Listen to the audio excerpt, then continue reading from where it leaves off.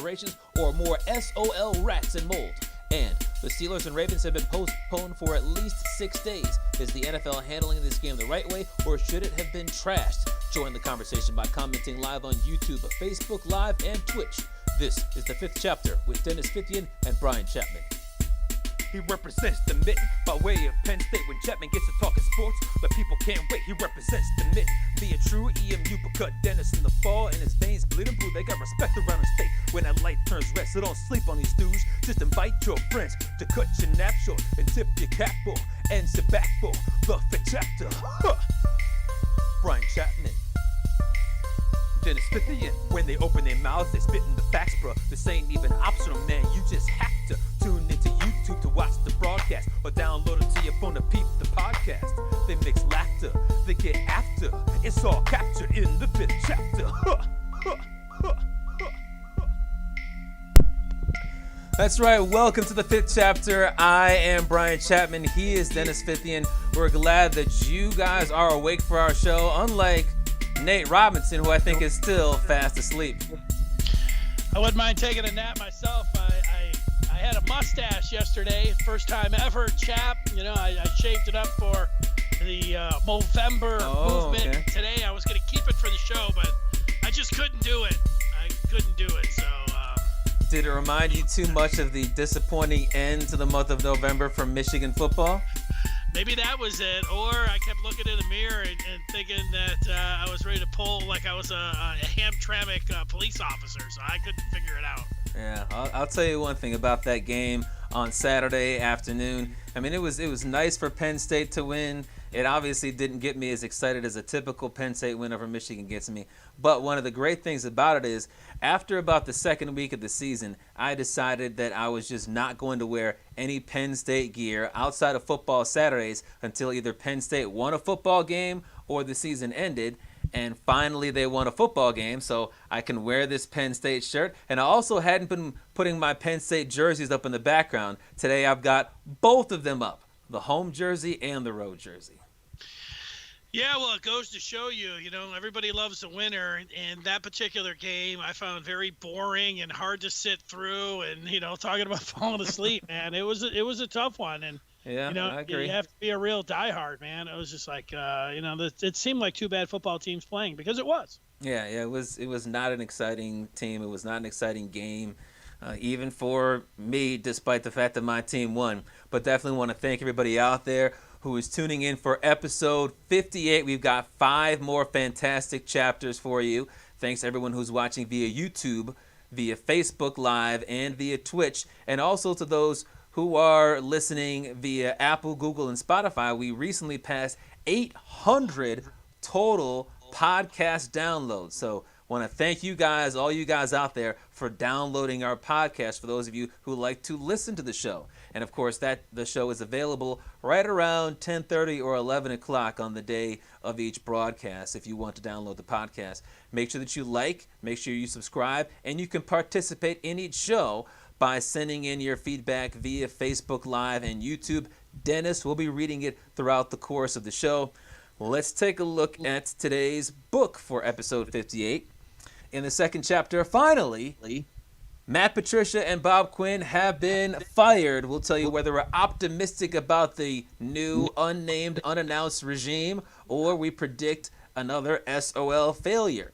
In the third chapter, there's a big game today between Duke and Michigan State. Tom Izzo, 2-12 all-time against Coach K. Does Izzo need to beat Duke tonight?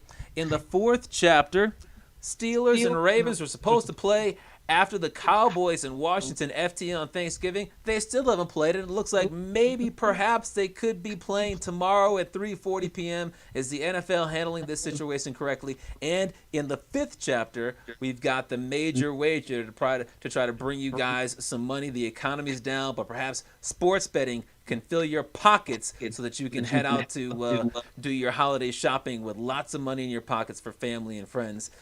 Dennis, let's start, though, with the first chapter, and that's going to take us to college football. It's going to take us to the game that both of us are waiting for all year long. That is Michigan versus Michigan State. I've got bragging rights over you for a year, and this is the second year in a row that I'm going to have bragging rights over you. It had been going back and forth with a bunch of blowouts for the home team, but without home field advantage this year in terms of the fans, your team went down by 10, 27-17. We were both wrong in our predictions because we both thought that Michigan would win this dumpster fire of a game fairly easily, and it was Penn State who won fairly easily, 27-17. And I think it stings even more because it was Penn State's first win. And it came 1 week after Michigan's newest savior quarterback, Cade McNamara, was named. And he told his team in the locker room, what if we run the table? But they couldn't even beat a 0-win football team. Now Michigan has dropped to 2-4 on the season. Meanwhile, over in East Lansing, the Spartans had no shot against the undefeated Wildcats. None. They were 5-0, number 8 in the country, and they beat Northwestern by 2 possessions anyway, 29-20 to move to 2-3. Now, Dennis, coming into the year, everybody knew that Michigan was light years ahead of Michigan State as a football program, but right now the Spartans at 2-3 have a better record than Michigan at 2-4, and both of Michigan State's wins have been against ranked teams. They also beat Michigan head-to-head. So who's got the better program right now, Michigan or Michigan State? Well, I don't think you can argue Michigan. So, I think it's pretty obvious it's MSU. And I think the most surprising thing is that Mel Tucker got in late. The whole thing about looking at Michigan State's season is that they had a new coach. They're putting in a new system. They really didn't have a quarterback. They had 3 different QBs, and none of them looked really appealing. And so not being able to meet with your players, they were really behind the 8 ball. Most people, myself included, thought that there was going to be 1 win for Michigan State. It was going to be the first game of the year against Rutgers, and we know how that one went. It was Rutgers winning that game, and talk about being overconfident for the Wolverines in that second game of the year. I thought they were going to win by 80 points. And you just got to give it up to MSU for whatever they planned for that game and how they played, and then coming back again. Their defense, stood up and played fantastic. And what would be the argument, for Michigan, that they have more talent, or you can't go to the coaching here, and you certainly can't go to this year. Mel Tucker's come out and, he's done something that Michigan has had a hard time doing, beating top 15, beating top 10 teams, beating teams when you're the underdog. Harbaugh hasn't done that at all. So this is a no-brainer. It looks like it's MSU.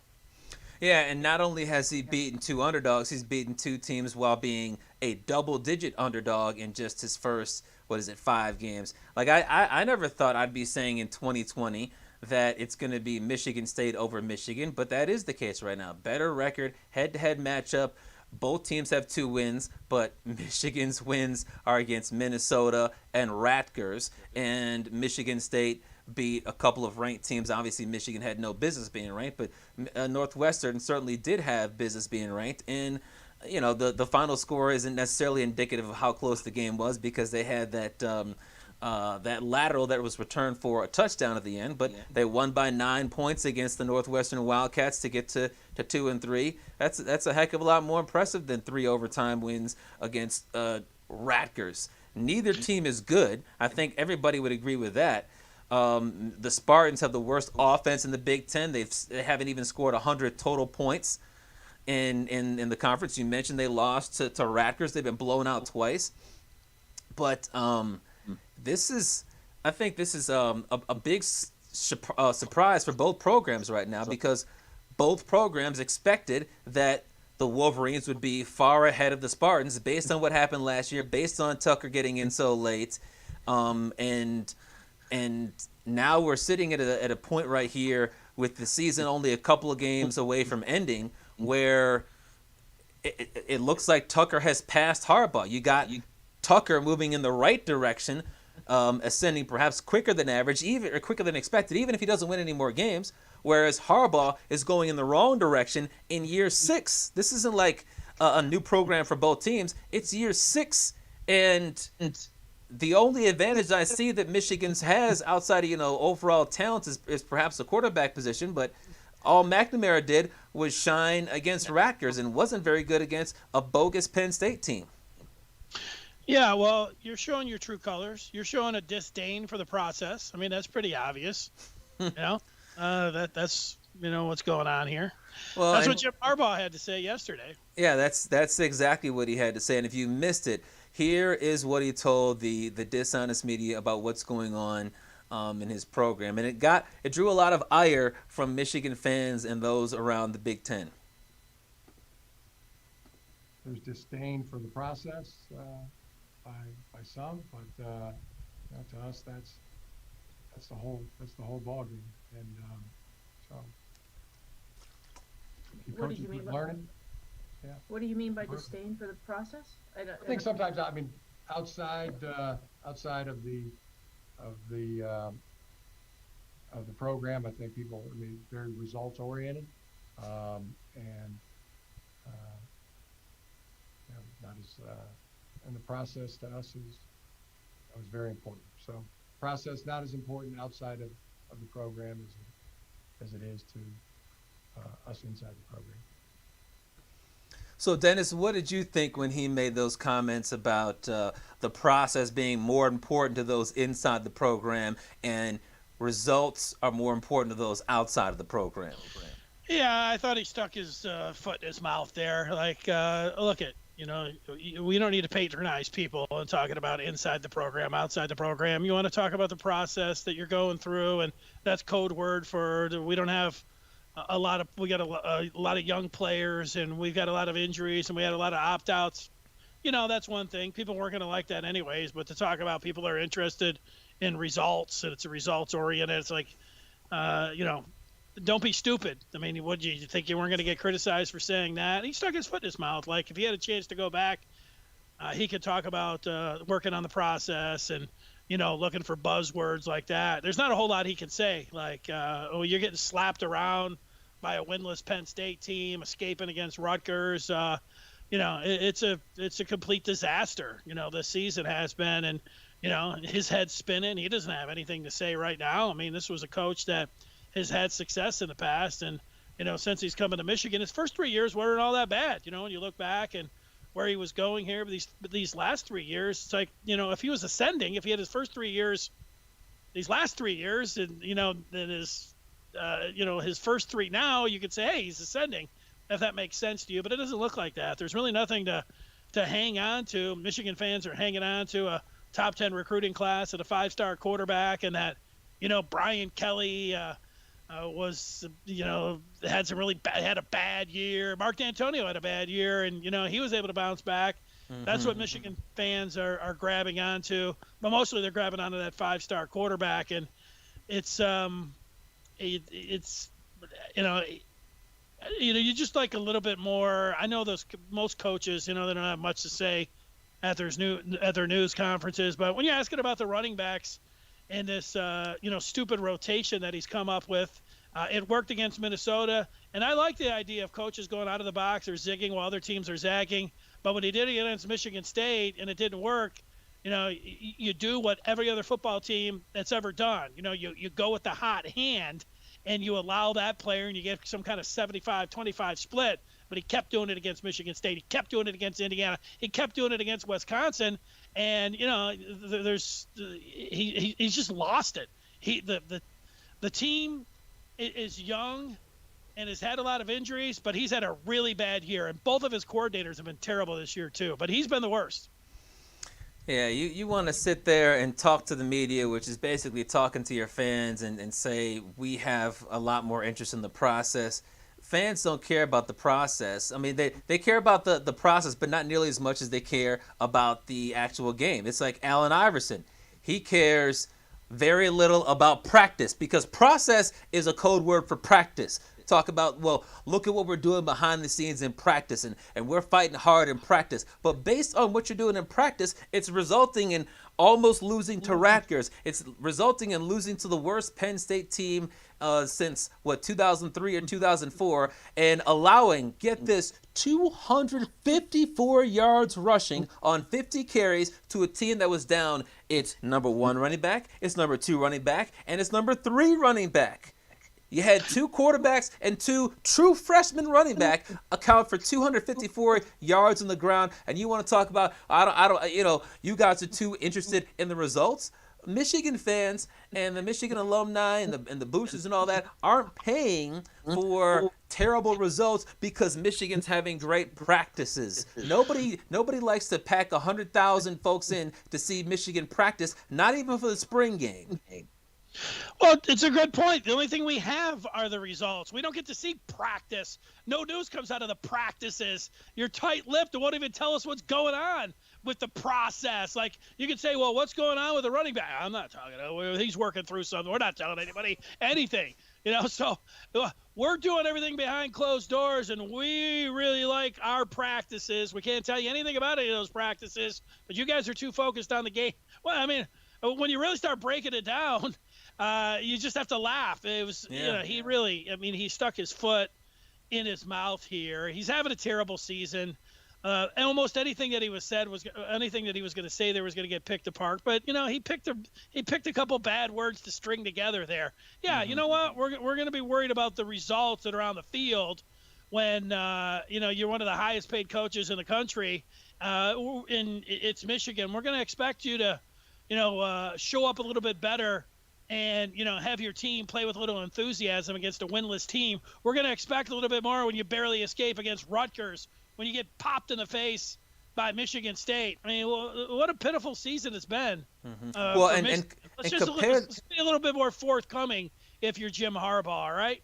And compare that to Mel Tucker, because I call him Sleepy Mel Tucker. He seems like a very sleepy guy when he speaks to the media. Obviously, Jim Harbaugh seems like that too. It seems like he goes to sleep, but after every 2 or 3 words. But Mel Tucker, very sleepy guy. But when it comes to the results, obviously so far, and you look at the first 5 games, 2 and 3 is not what you are accustomed to when you look at the entirety of the Mark D'Antonio era. But when it comes to big games and stepping up for big games, in Colorado, he stepped up for big games because their 2 biggest rivals were Nebraska and Colorado State, and in his only season there, they beat both of those teams. Against Arizona State, a ranked team on the road, he went down there in his first and only year and beat them. What's he done at Michigan State University? In his first year, he beat a ranked team on the road that happened to be their rival in hopes locked in on the college football playoff and certainly winning the Big Ten championship. They beat them by 9 points. They dominated that first half. I watched that game earlier today, just as a refresher. And 17-3 against Northwestern, nearly a pick 6. They were dominating in time of possession and all that. They stepped up for that big game despite not having a heck of a lot of talent. If you're a Spartan fan, you got to say to yourself, I like what Mel Tucker's doing because of what happens on the field. The results matter, particularly against Michigan. He's got all these guys hitting the transfer portal that don't appear to be a part of Mel Tucker's future. And he actually told them via the media last week, there are folks that aren't going to fit our team. Go to the portal. We don't care about you. And if you're a Spartan fan, you're probably excited about who they're going to be bringing in that's going to fit in his program, because I think right now you got to say that the Spartans are ahead of Michigan. They're going to continue to be ahead of Michigan. And when the talent starts to pick up at Michigan State, then if Harbaugh is still there, the gap could really widen, just like it was during D'Antonio versus Hoke or D'Antonio versus Rich Rod. At the end of Harbaugh's 49er tenure, there were a few players that came out and said, yeah, after a while, you just get burned out with Harbaugh. He just rides you, and then, and him coming in, you're thinking, okay, well, you know what? Maybe it'll work in college, and he gets different players every year, so maybe they won't get burned out. But if you're somebody that has to follow the program and then listen to him week in and week out describe what's going on there, there's a lot of people that are just burned out on Harbaugh, have just Harbaugh'd out right now. And for the most part here, if I had to put my money on whether or not Jim Harbaugh is going to get an extension at Michigan after this season, I would say that he is going to. I think that Ward Manuel, more wins for Penn State, athletic director, he's looked towards he's getting fed, and I think he's feeding people these narratives of Notre Dame doesn't have to play Ohio State, and Brian Kelly had a really bad year. And he What's the bounced point back. of making a comparison like that? Just look at your record. Look what you do against the Deep South Buckeyes. Look at Well, what you did against Michigan Notre State Dame, and Rutgers. Notre Dame is one of their rivals, and here's the thing: like Notre Dame's a big rival, and Brian Kelly's been there for a long time, and people wanted him out. He ended up going undefeated and going to the national championship game, Yeah. but they didn't have to play Ohio State to get there. It's not the perfect narrative. I'm just telling you what it is there. It's one of Michigan's biggest rivals, and Brian Kelly, he fired both of his coordinators. That's what a lot of Michigan fans want to see right now. Definitely Don Brown should be out, and then Jim Harbaugh should come back, because you know what? There's nothing Michigan fans love more than the offseason and recruiting, and Michigan's got a top 10 recruiting class right now with a 5-star Well, quarterback. don't they love winning more? Like beating Ohio State, you know what? competing They for like Big both. Ten They championships, like both, beating a but they're terrible scared. Michigan State team? They're scared, and you know what? They're scared, and they love the Michigan man. They love the quintessential Michigan man of Jim Harbaugh. And they're going to stay where they are. And they're going to stay behind Michigan State. Well, I agree with that. I'm just telling you, like that's what the majority of Michigan fans are talking about, man. Brian Kelly, he was able to bounce back, and you know who else bounced back from a really bad season? Mark D'Antonio, another one of Michigan's rivals. And when it comes down to Ohio State, Michigan has just thrown themselves on the mercy of that rivalry, and they know they can't beat Ohio State. A lot of Michigan fans think it's because Ohio State cheats and plays with a different set of rules, and so it just doesn't matter that there's some juggernaut. You're never going to beat them because you're playing with a different set of rules. But look, D'Antonio was able to bounce back. Kelly was able to bounce back. Harbaugh's going to get that extension. The only thing that can happen with Michigan is that he could possibly take an NFL job, which I thought was more likely than not. That But would you know be what? I such heard a today. cowardly move. I heard what's that? I said that would be such a cowardly move to give By Jim Harbaugh? Harbaugh. No, to give Jim Harbaugh an extension instead of making the smart move. I don't even think it'd be that bold, but the bold move would to step up and say, this is unacceptable. You're one of the top 10 highest paid coaches in college football, and you put together an atrocious season this year, and you haven't been beating the Buckeyes in the first place. You're fired.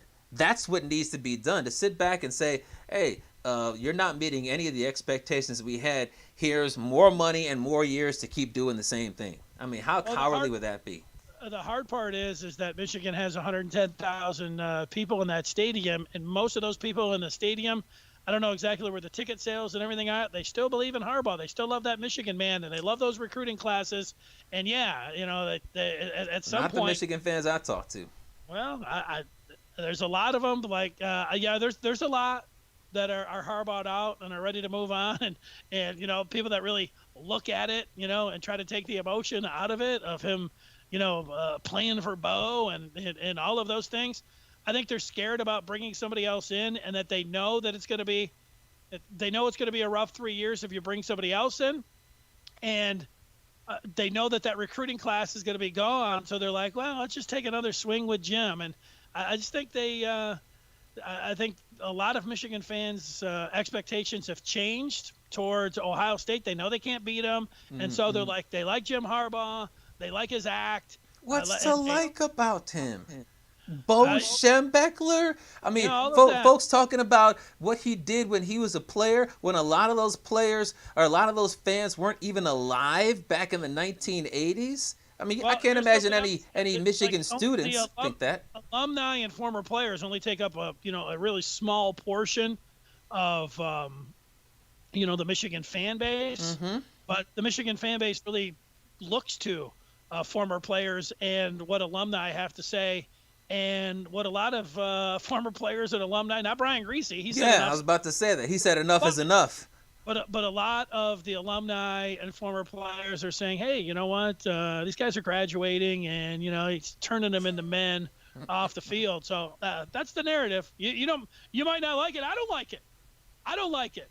And I've been saying all along that I thought that hey, if enough important people didn't like Brian Griese, didn't like and turned on Jim Harbaugh, well, then you know what? He would just take the left door and the 25, 30 million. It can't be like that. It can't be wait for him to be comfortable with leaving. Well, you have to fire him. That's a hope for Michigan fans. Yeah. What I'm saying is that talking with a national NFL guy. I didn't talk to him, but somebody that I know talked with him today, and that person was pretty sure that right now that Jim Harbaugh is not going to be getting any of those cheers from the NFL. So before we get to the feedback, let me just say this: if Michigan has that mindset where they're gonna need to wait for Jim Harbaugh to be coaxed out the door or something like that, then they're just like the Detroit Lions to a lesser extent, because the Lions stink from the top. They stink from the Ford family on down. The Ford family always makes the wrong decisions a day short and a dollar later, whatever the saying is. And if they're just going to wait for their disappointing head coach who's been doing a terrible job this year to say, all right, I'm out, then it's just like, giving Patricia an extra year or two.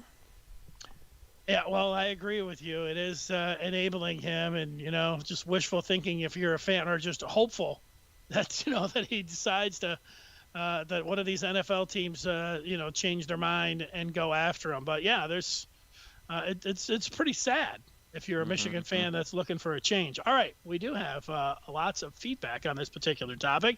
Keith, who's ready for some Lions talk. We'll get to that. He's celebrating. He said Michigan football is dead to him for the last 2 years. He's got no interest at all. Both teams are terrible, but U of M is crumbling. What does he think he is? Joel Embiid of the process? Whatever. It sounds like the Michigan arrogance that people talk about, and I'm a Michigan fan. Keith, you're spot on that. There's a lot of that Michigan and Michigan arrogance where, it just won't die. Harbaugh should be fired. Sideshow Raj is back in here. Says no way Harbaugh should get a second contract. Let him honor the rest of his deal and move on. One year after this year. That's it. I don't think they're going to do that. I don't know anyone that thinks he should be coaching at Michigan. He doesn't deserve it. That is from Keith. Correct. Raj, Matt Patricia can coach Michigan. Harbaugh can coach the Lions. No, yeah, he's not the first person to suggest just swap. They wouldn't have to change their houses or anything like that. But I think that some Lions fans might be interested in Harbaugh, but I can't imagine any Michigan fans are saying, yeah, let's bring in Matt Patricia, a defensive genius, to take over for Don Brown. Yeah, I'm with you. I'm with you on that. We got the Facebook rolling? Maybe we do. Maybe we don't. I'm looking for it here. You tell me. Looking for the feedback on Facebook, and I don't see it coming up here. So I'll look while we get into the second chapter. What do you think about that? Well, before we get to the second chapter, I did put up a poll on Twitter asking my followers out there who they thought has the edge right now in terms of Michigan and Michigan State.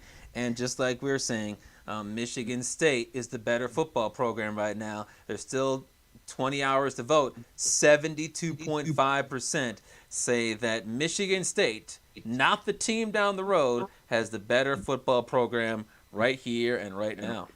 All right, we are up on Facebook. It was my issue there. Tim says, hey, what's up? What's up, Tim? Good to see you there. Paul is talking about some hockey. What's up? No surprise there. And, all right, that's what we got going on the feedback on Facebook. All right, let's get to that second chapter. Let's do it. That gets us to the Detroit Lions, who made the move on Saturday during the Michigan game, as they announced that they have moved on from Matt Patricia and Bob Quinn. The question to you, Chap, and everybody out there watching now, are you assuming that the new regime will be a failure?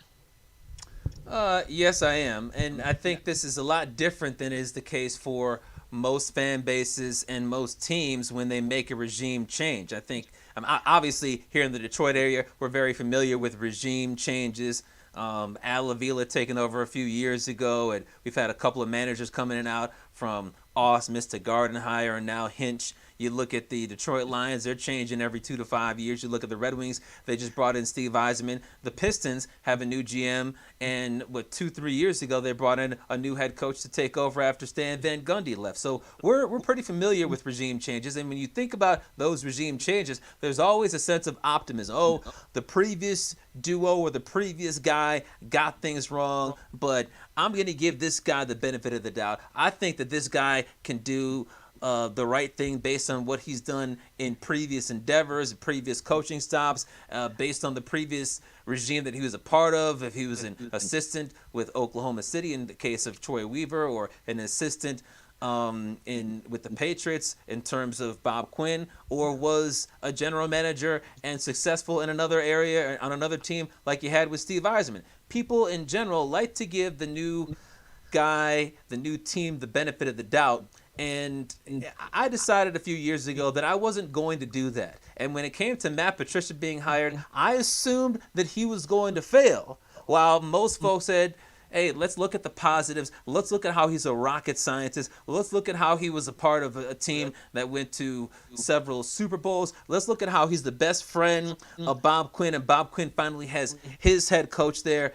A lot of folks said, hey, let's give him the benefit of the doubt, and I didn't. And I think that that's the way that Lions fans need to be right now when it comes to their regime changes, because what do we know about the Lions? Every 2 to 5 years, they start over and start rebuilding again, whether it's with the new GM, and obviously GMs last longer than coaches typically do, whether it's a new coach, or even sometimes you can look at the quarterback position. Obviously, Stafford's been there for, this is what, his 12th year or something like that. But Patricia, 2.5 years. Caldwell, 4 years. I think Schwartz was there for 5 years. You had several coaches after that. They were lasting 2 and 3 years. They're constantly rebuilding. So what's the point in sitting here saying that this new regime that isn't announced, and I don't know who they're going to be, is going to be successful? And when the beat writers come out with all the background information about these guys, me say, oh, these are bright guys, these are successful guys, therefore they're going to succeed here. What's the point of in saying that when I know what's happened in the past, when I know that I've liked some of the hires in the past, I've supported some of the hires in the past, and they never work? For me, it's like this.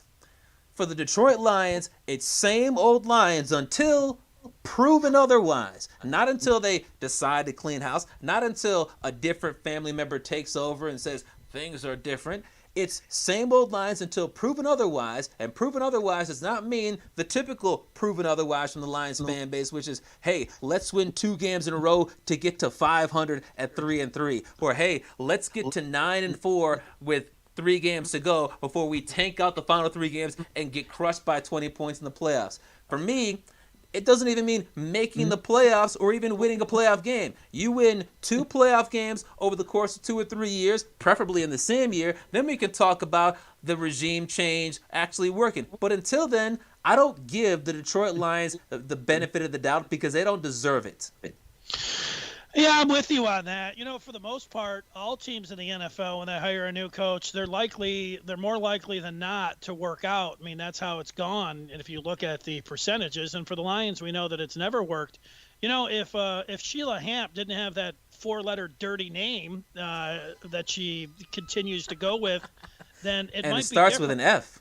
Like, well, that's right. We can't say that. We can, but you know what? If the Lions had sold, if Martha Ford had sold the franchise and the person that was taking over was named Sheila Hamp, I would feel slightly more encouraged. I would also feel slightly more encouraged if Sheila Hamp would have jettisoned Rod Wood, who really is a figurehead for cronyism when it comes down to the Fords, which is one of their issues, which the new general manager should be aware of.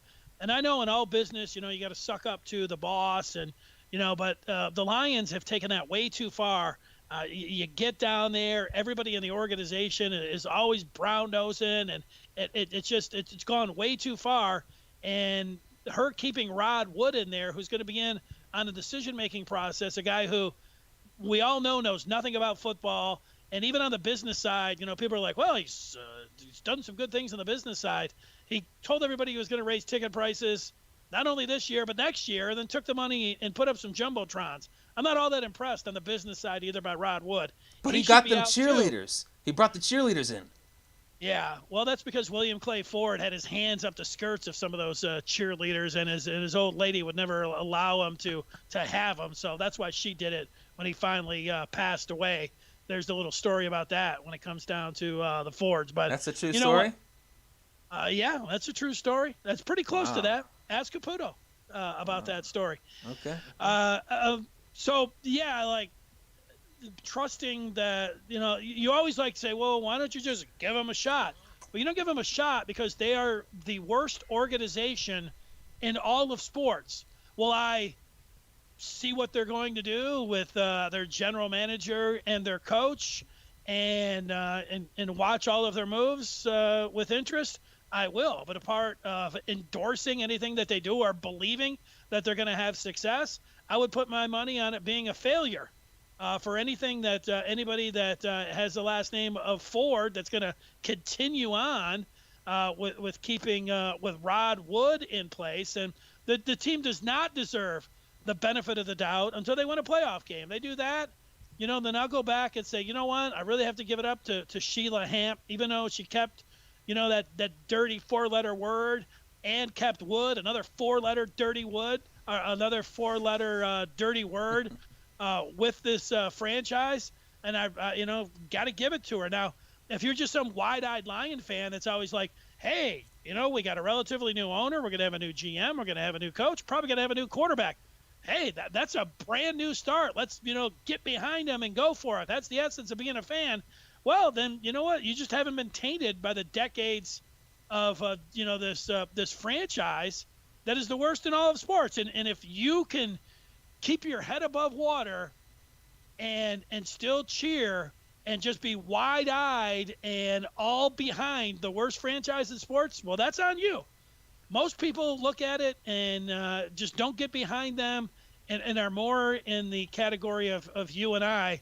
Let's just wait and see before we go around and start talking about the Lions doing anything. I don't think that's true. I think that most fans out there are not going to assume failure. I think that most fans out there are going to say, you know what, let's give the new regime a chance. Let's see who they got. I think a lot of fans are excited to look at the articles saying, well, who are the top GM candidates and who are the top coaching candidates? And they say, well, if they can get this guy and then they can bring in this head coach, then, if you look at what they've done in their previous regimes, they can turn things around. They can out-forward the Detroit Lions and they can get things back in the right direction. They'll be going forward down the field. I think most fans are actually excited about this process. They wanted Quinn and Patricia out, and they believe that if they just make the right decisions, that things will turn out right. Just like they figure, hey, if we just bring in somebody from the Bill Belichick coaching tree to come in with somebody else who's Patriots first, and we become the Patriots of the Midwest, nobody can stop us. And guess what? They were wrong. On top of that, when Sheila Ford Hamp had the opportunity to address the fake and dishonest media for the first time, she said some pretty controversial comments about her thought process in the final days of the Quinn Patricia era. Here is what she said on Saturday. I wonder how much the last 5 days, the loss to Carolina, the loss to Houston, when you really had a chance to maybe at least mathematically stay in the playoff race, if that was the last straw, really. Honestly, yes. 10 days ago, we looked like we had a good chance to be playoff bound. And, both of those games were extremely disappointing. And it just seemed like the path going forward wasn't what we wanted it to be. So, yes, we thought this was a good time to make the change. And just the other part of it, that we go back to the statement last, I believe, December, when, expectations and meaningful games in December. Do you think you're sending a message that you kept your word by what you said then, that this you're not going to tolerate what's happened in the last whatever period of time you want to give? Yes, hope so. I meant what I said last December, and I still mean it. So, yes. So, look, I'll give her some credit there for sticking by her word. She said that she meant what she said when she said that the Lions had to be a playoff contender or they were going to be out. And the Lions are 4-7 right now. They're not playoff contenders, so they are out. So I'll give her credit for that. But before that, when she said, 10 days ago, it looked like we were playoff bound. Quick math says that 10 days ago, the Lions were sitting with a losing record of 4-5. Now, that sounds like a typical SOL, same old Lions way of looking at things from the ownership box. You win one game in a row to go from 3-5 to 4-5 against a bad football team. I forget who they played, but they've only beaten bad football teams. You go from 3-5 to 4-5, and you're sitting there. I know for a fact they were the 10 seed, and you say, oh, 10 seed, we're playoff bound, and then a few days later you lose a couple of games to trash teams, and you get an epiphany. I guess we got to fire these guys. That's dangerous right there if you're a Lions fan and you think that you're going to have some new way of looking at things. Yes, she stood by her word, but she also told you that a losing team more than halfway through the season she thought was playoff bound. Yeah, she was like a lot of the fans. She bought into those back-to-back wins at Jacksonville and at Atlanta and thought that, that they were contenders. But, they came out and played the Colts and then the Vikings and showed that that's exactly was the opposite, that they were pretenders. And so, the one thing that you said is probably true. You know what? As much as I look at this, the organization history and think they're doomed to repeat because, Sheila, Martha, William, I mean, they're all, the same to me right now. Most people that go down there, they're like just looking to, escape reality. And if you've been with the Lions this long, you just jump full on in and just lap all of that up and say, hey, we got another chance. And, you go down like, people were still like, well, we still got a chance this year. And now that they've done it, now they've got a chance to get the next guy and get a high draft pick who's going to be a star. You know what? For a lot of people, it's like whatever can make you, feel good or make you sleep at night, with your sports team, that's what you do. And there are a lot of people that are like exactly what you're saying, that buy in with the Lions and just serve it up. And they think that, that's what sports is all about, just blindly, following your team. Now, we've got plenty of time to discuss this during the rest of the season and during the offseason, but one thing I wanted to get to were these betting odds on who the next Lions head coach is going to be. And these were tweeted out by Chris Burke, and he is of The Athletic in Detroit.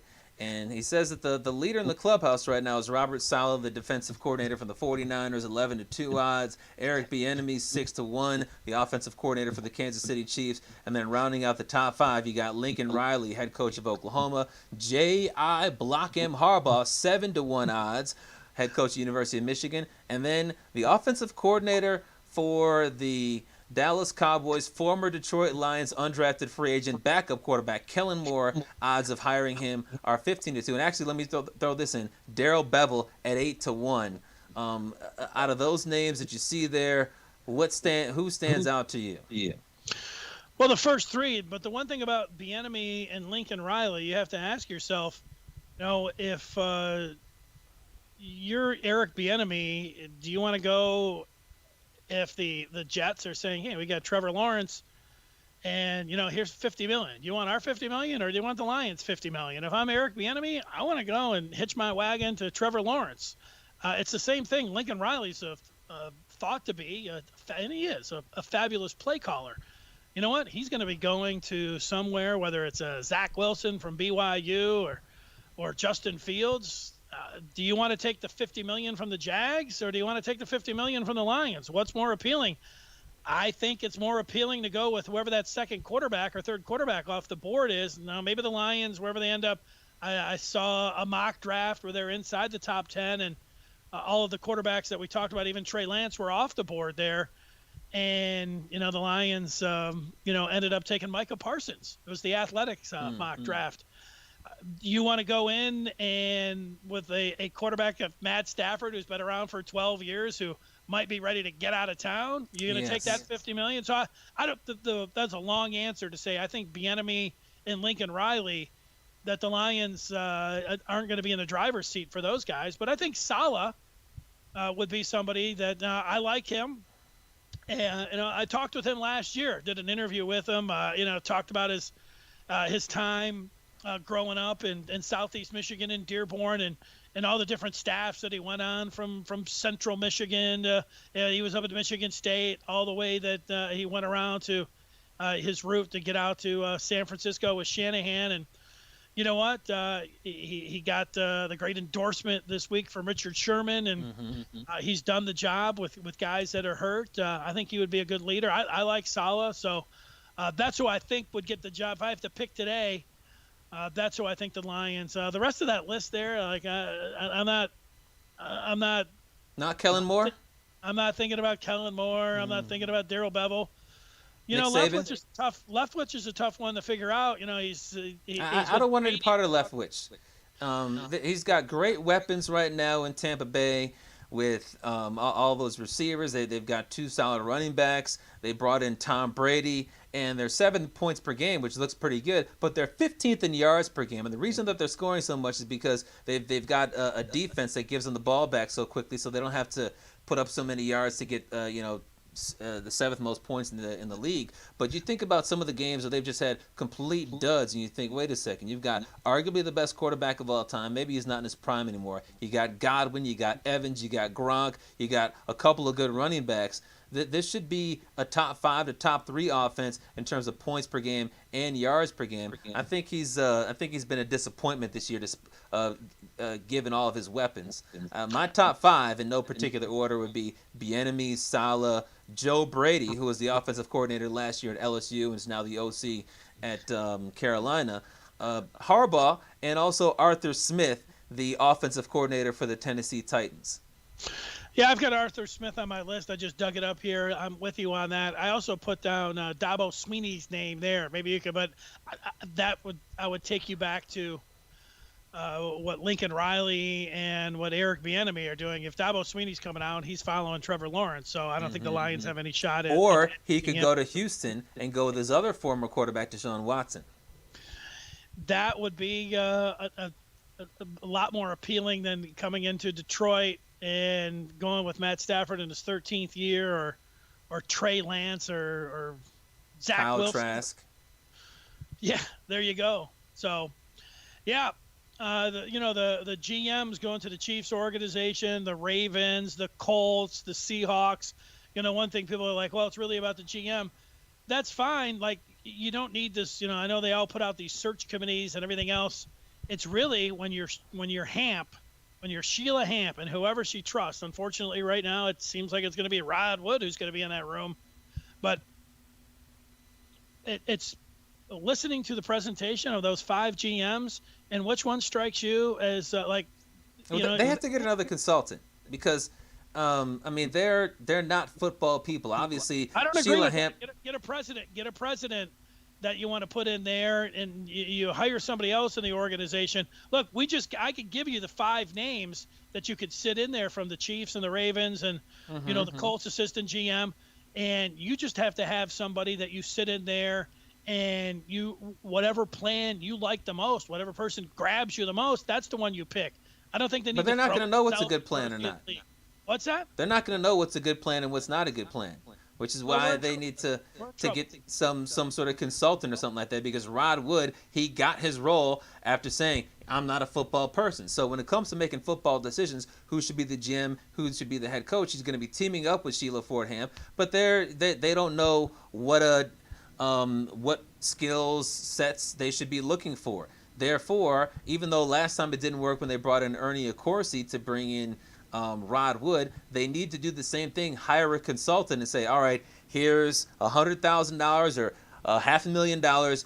You do your search committee, and you are to make the choice for who you want to be the general manager, and then we're going to give the general manager complete autonomy to hire the head coach, because Sheila Ford and Rod Wood sitting in in her living room, sitting around thinking, well, we got this presentation from this guy in Tampa and this presentation from this guy in Tennessee. Which one do you like the best?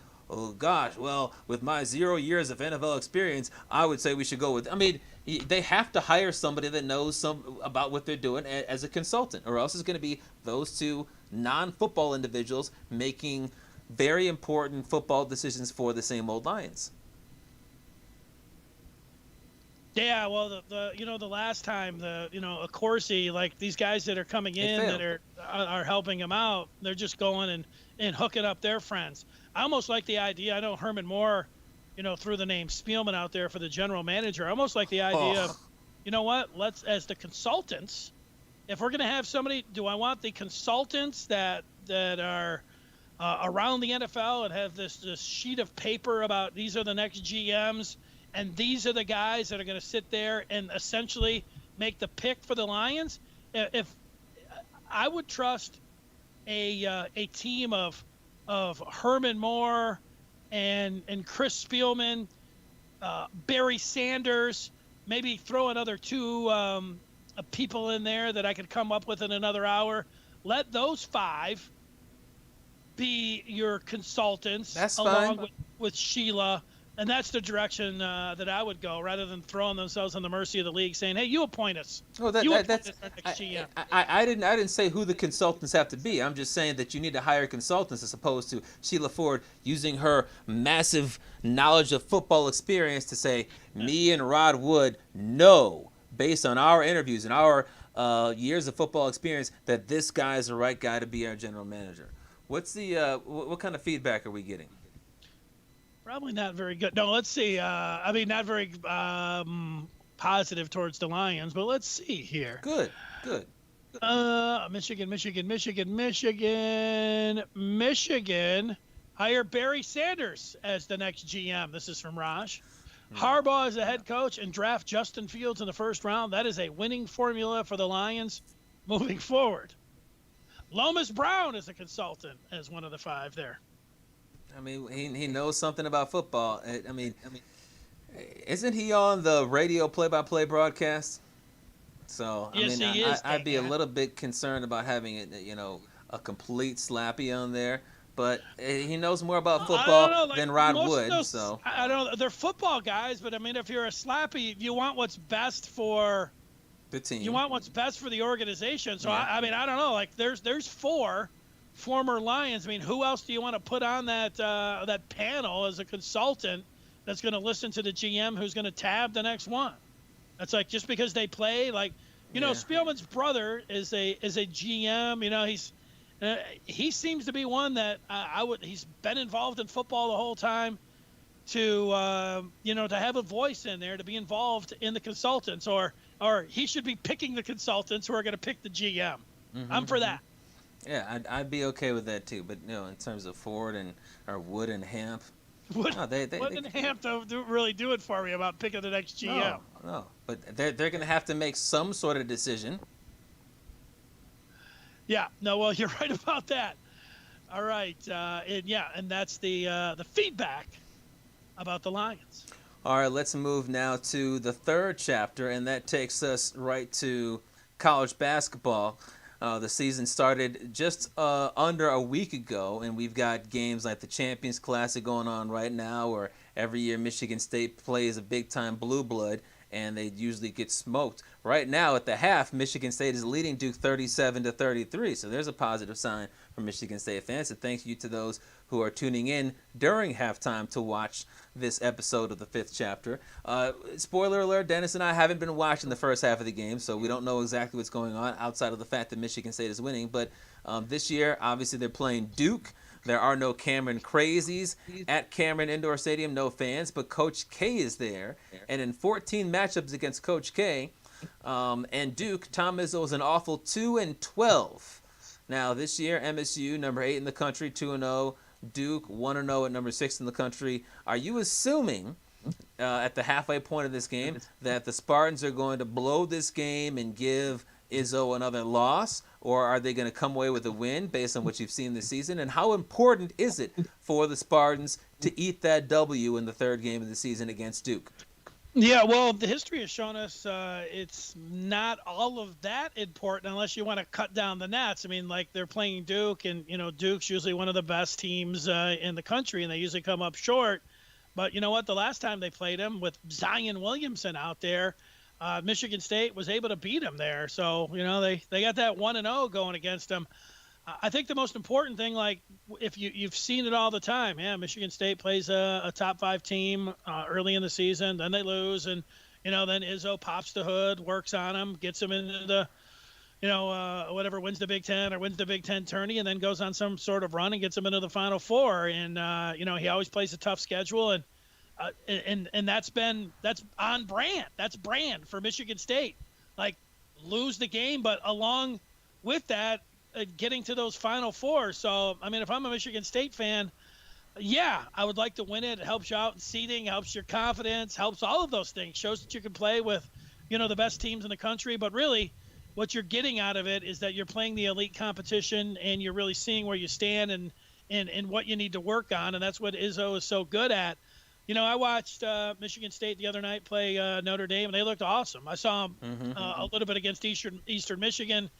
And, I don't take a heck of a lot away from that game. But, man, they were a fine-oiled machine against Notre Dame. Joey Hauser, the twin transfer that came in, he might be their best player. I mean, he's awesome. I think the one thing here, it's a very nice roster, but they just are going to search all year long for that true point. When you have the perfect college basketball guard in Cassius Winston, Watts is good and, some others there, but when you had Cassius Winston, that just leaves such a huge void. It's going to be a while, I think, before this team, is clicking on all cylinders before, and hopefully if we get to an NCAA tournament. Well, one thing we know is that Foster Loyer cannot be an option for Michigan State in terms of starting a point guard. He did start that second game of the year against Notre Dame. I was watching the replay of that earlier today just before the show. I mean, it's the same as it has been the previous 2 years. You wonder how in the world he got a scholarship from Michigan State. I know that he was tearing up the MHSAA, but after his first year, certainly... Yeah, well, great. He tore up Eastern Michigan to the tune of 20 points.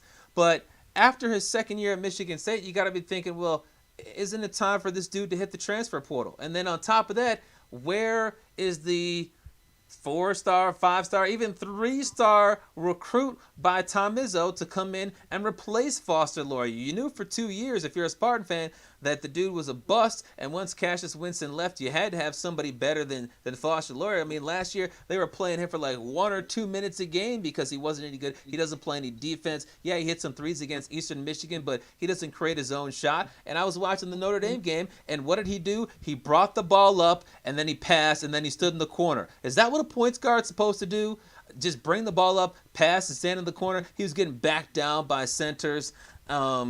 Rocket Watts needs to be the team's point guard. They don't have a true point guard like you mentioned, but Rocket Watts can create his own shot. He can dish a little bit. He obviously can shoot. He's not a complete liability defensively. And unlike Foster Loyer, Rocket Watts belongs in the Big Ten. Foster Loyer, I wouldn't want starting for a typical Penn State team. Loyer belongs in the MAC. Yeah, I'm a Loyer fan, but I'm a Loyer fan because he is a little slow. He is a little short. He is struggling against these great athletes. He is playing in over his head. But, I like players like that. But, being a starter, I think, hoping if I was a Michigan State fan that he could just come in and be a bench player for 5 to 10 minutes. I think, that would be, his ceiling. I don't see him being a star of the team or running the point or anything. But, he can come in off the bench. But, if he'd probably tear up the MAC. And if he was in, lower Good division, he can score 30 points a game. I don't good for him. But I like to see it. I like the guys that don't have the size and don't have the athletic ability and yet are, trying to hang with the big boys.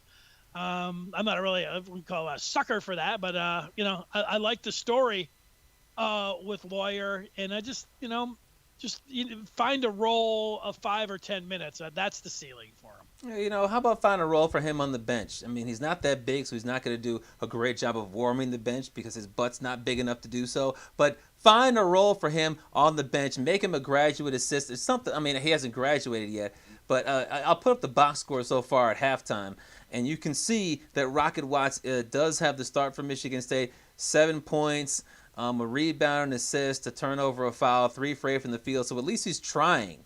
Put that other little short white guy in.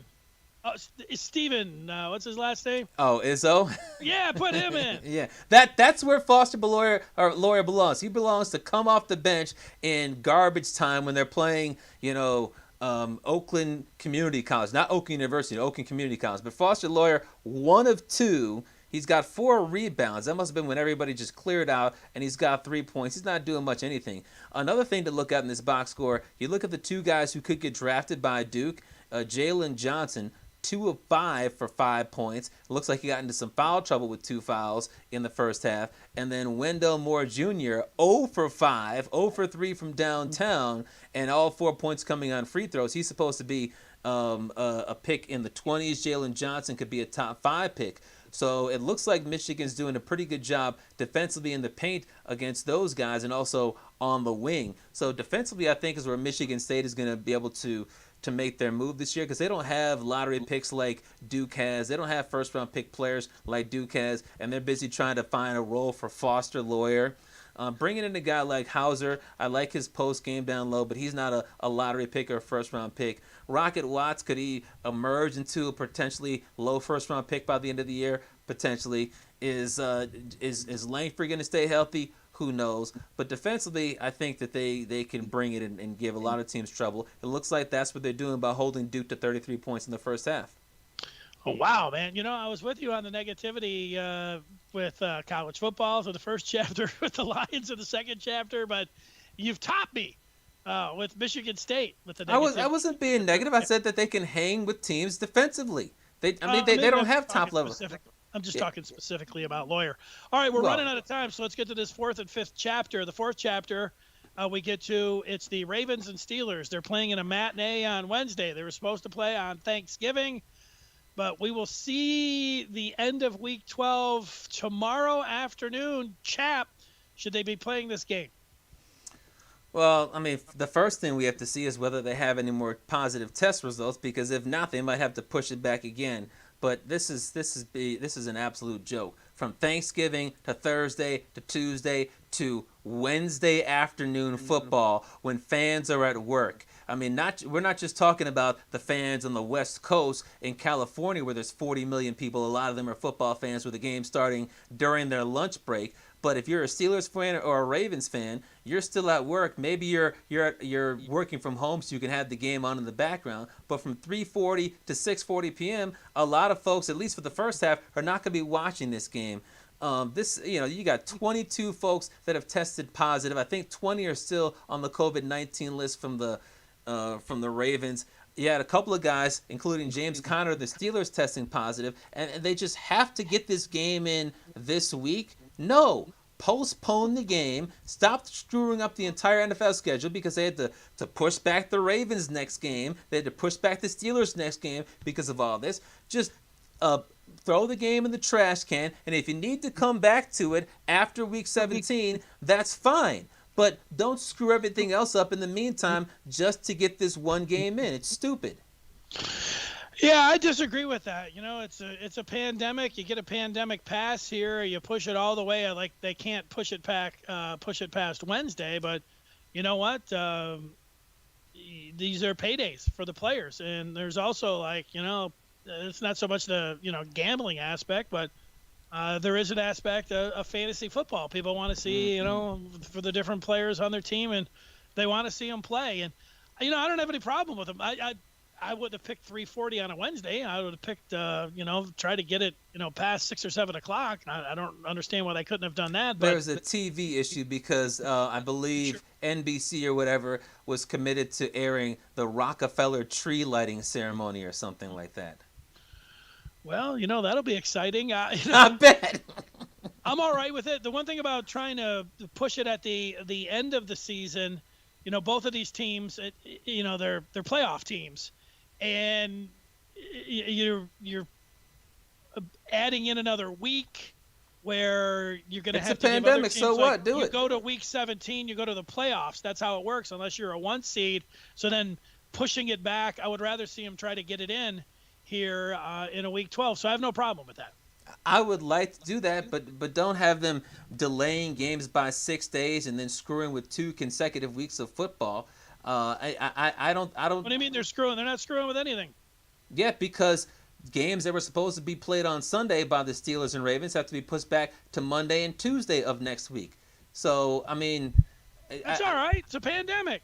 well, because it's a pandemic, stop messing around with this week and another week and just wait an extra week to start the playoffs. This is all about money. Yeah, but what's more damaging to the integrity of the game? A playoffs where you go to week 17, and unless you're a 1 seed, you get a bye, and all of the other teams are playing. Is that more of the integrity of the league, or pushing this to a week 18 where everybody's going to get a bye, and then the 1 seeds will end up getting 2 weeks of a bye? I don't like that. Well, the I mean, Steelers if they don't play tomorrow, then they should cancel it. It's going to cost people an awful lot of money, unless you get another couple of these. Well, then you might want to look to, because of the financial interest there, and that is going to affect the integrity of the playoffs. Then you might have to have that week 18. But right now, you don't have to do that. Well, I wouldn't doubt that you would have something like that. The other thing is, you don't want to have a bunch of bastardized football games like we saw with the Denver Broncos versus the Saints. They had no quarterback, so they had a bastardized football game. They either got shut out or scored 3 points.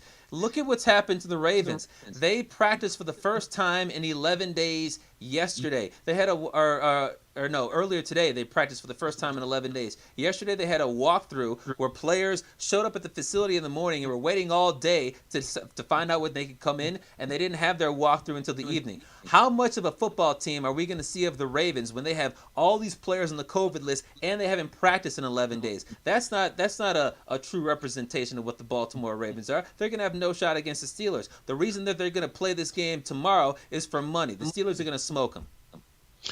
Yeah, well, it brings up a good point. What about Michigan? They've had to put a pause on for 2 days, and they have to do everything virtually. What if they get the go-ahead to play on Saturday?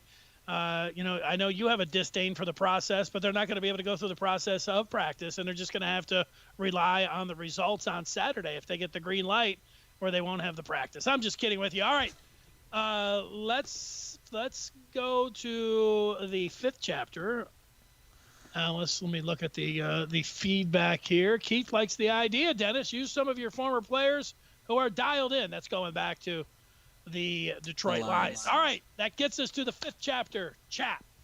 Yep, that is the major wager where we give you some advice to make you guys a little bit of money as we wait eagerly for legal online sports betting to be finalized in the state of Michigan.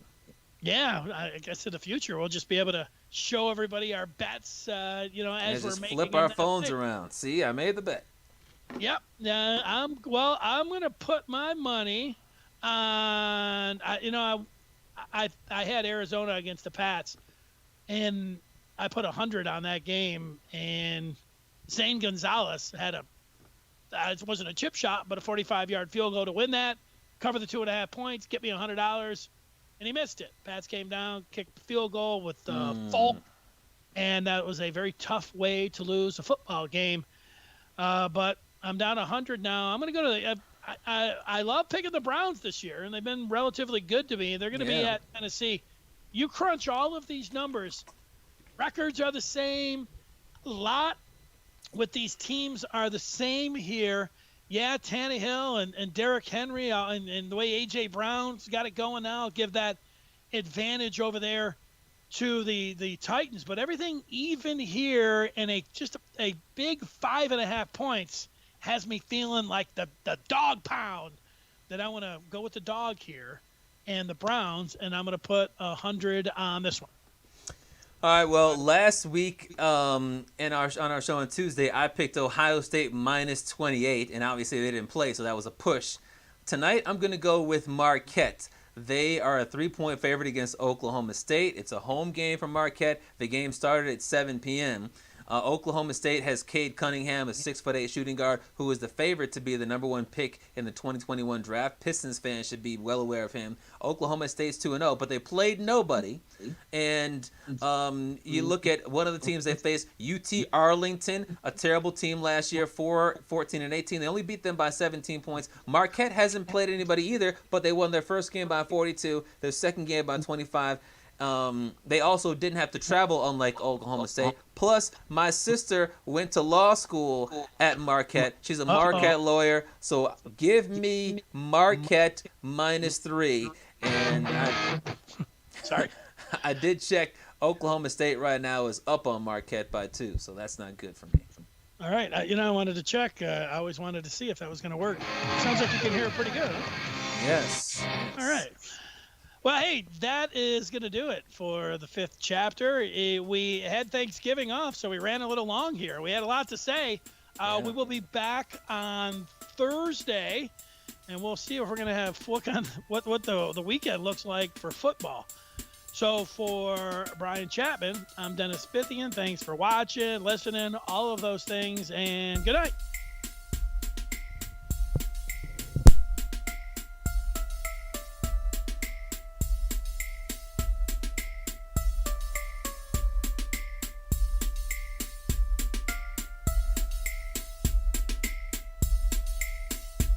He represents the mitten by way of Penn State. When Chapman gets to talking sports, the people can't wait. He represents the mitten. Be a true EMU, but cut Dennis in the fall, and his veins bleeding blue. They got respect around the state. When that light turns red, so don't sleep on these dudes. Just invite your friends to cut your nap short and tip your cap for and sit back for the 5th chapter. Huh.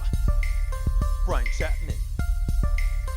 Dennis Fithian. When they open their mouths, they spitting the facts, bro. This ain't even optional, man. You just have to tune into YouTube to watch the broadcast or download it to your phone to peep the podcast. They mix laughter, they get after.